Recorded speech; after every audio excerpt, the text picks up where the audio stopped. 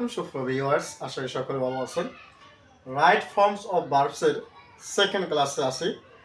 Shortcut দেখব আমরা, যেখানে be suppose to plus verb base form, অর্থাৎ বি সাপোজ টুর পরে যদি আপনার যে সেন্টেন্স থাকবে অথবা ফেসেস থাকবে, সেই ফেসেসের মধ্যে যদি বি সাপোজ টু এর পরে ভার্বের জায়গাটা খালি থাকে অথবা ভার্বের ব্র্যাকেটের ভিতরে একটা ভার্ব দেওয়া রয়েছে, তাহলে সেই ভার্বের যে বেস ফর্মটা হবে, যে বেস ফর্মটা থাকবে, ওই বেস ফর্মটাই কিন্তু আপনাকে বসাতে হবে।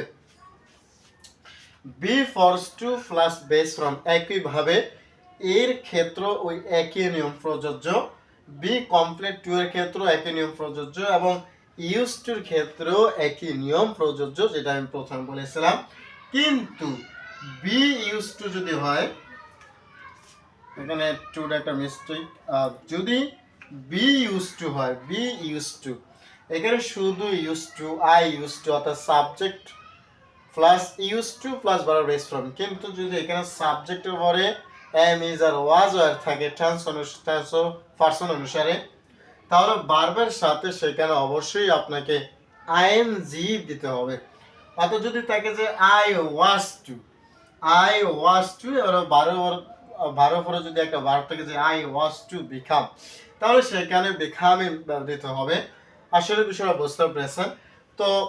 এই সমস্ত বিষয়গুলো যদি কোনো সেন্টেন্সে থাকে, তাহলে সেই সেন্টেন্সে যদি ভার্বের ব্র্যাকেটের মধ্যে কোনো ভার্ব দেওয়া থাকে, ওই ভার্বে যেই রূপই থাক না কেন সেটা অবশ্যই বেস ফর্মে নিয়ে আসতে হবে, আর এইখানে আইএনজি বসাতে হবে।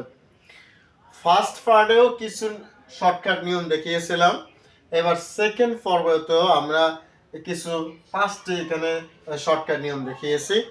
এইভাবে আমি বেশ কয়েকটি ইনশাআল্লাহ রাইট ফর্ম ভার্বের শর্টকাট নিয়ম দেখাবো। এরপরে রাইট ফর্ম ভার্বের কিছু এক্সাম্পল করব।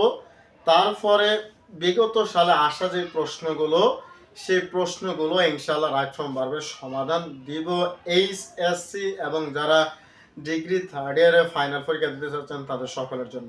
ধন্যবাদ সকলকে। আল্লাহ হাফেজ। আসসালামু আলাইকুম।